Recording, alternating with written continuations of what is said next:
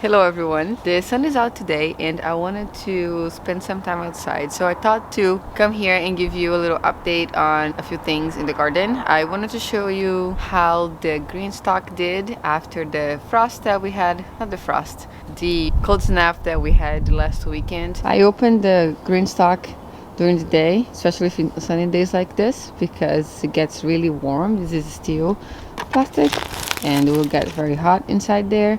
So I took it off from this one, and this is how the kohlrabi is looking right now. It did get a little burned. The leaves of this one got slightly burned, but a lot better than on the first time. I have some new growth too. I think they're liking the warmth in there. I'm still closing it at night just because I have it out here. I think it's alright to just close it up.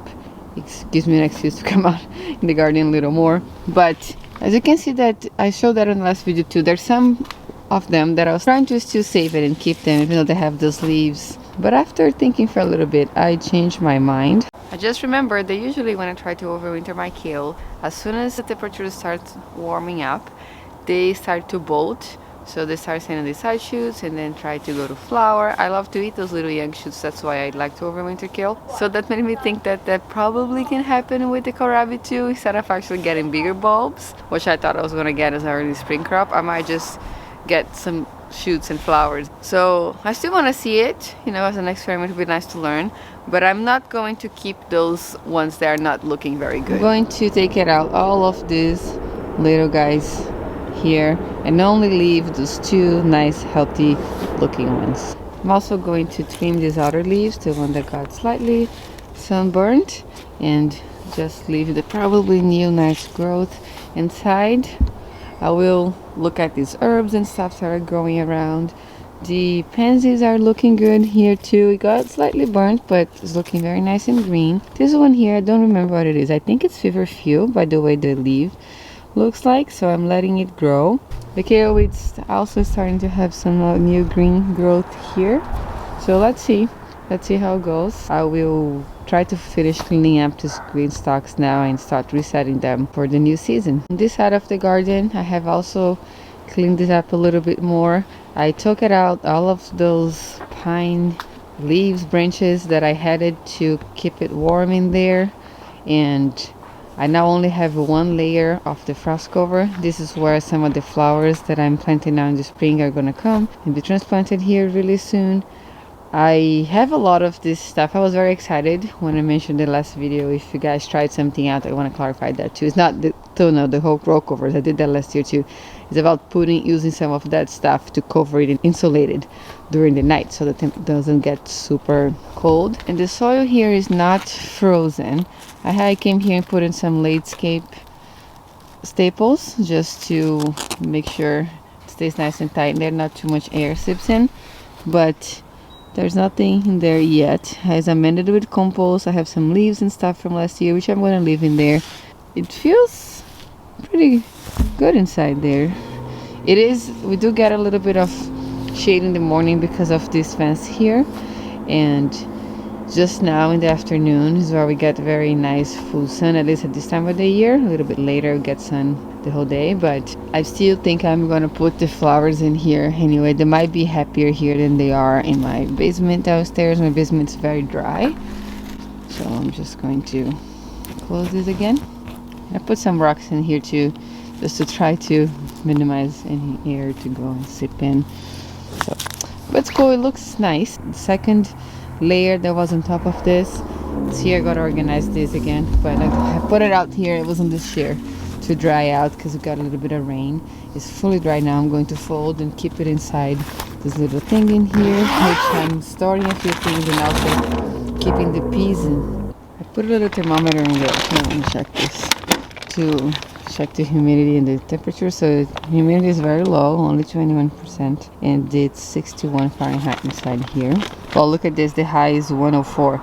So if I forget this closed during the day, especially in the morning because I get morning sun on this side, temperatures get too high. Same thing happens with that GreenStalk. But I just put this piece in here this afternoon. I left them out a few days this week and now they're fully acclimated. I'm putting them in here until I decide to transplant them out, but they look a lot bigger than they did on the last video already. I think it's time to give them a new home, especially because they're very cold hardy. They're probably happier if they stay out. I'm still trying to decide if I'm going to put them on the plot or put them over here.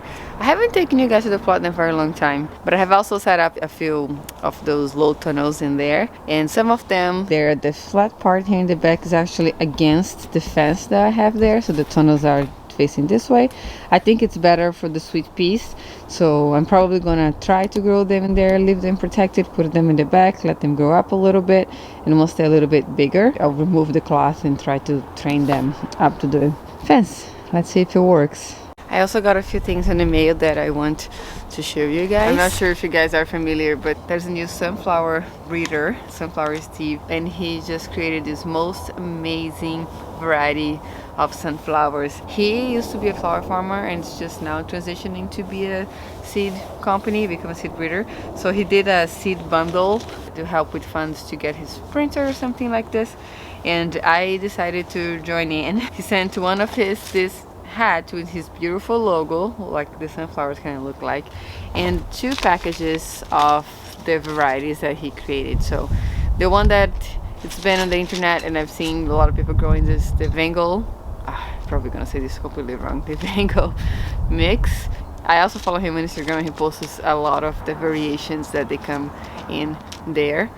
I think he's still trying to stabilize this, that's why it's being sold as a mix right now, so different things can come up, but I think that's very exciting because it's more fun to have a bunch of different stuff growing. And he also sent this lemon drop mix. It will have this very beautiful lighter lemon color. I believe they're gonna have them available for sale. I think this lemon drop one's gonna only be available next year, but this year, I believe in April, he is going to be selling those.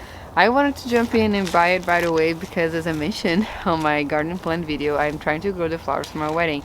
And how special it would be if I actually could grow some of these very beautiful specialty sunflowers to be part of the decoration. I'm dedicating some space for them in the garden here, probably at the plot, because I have a lot more space there.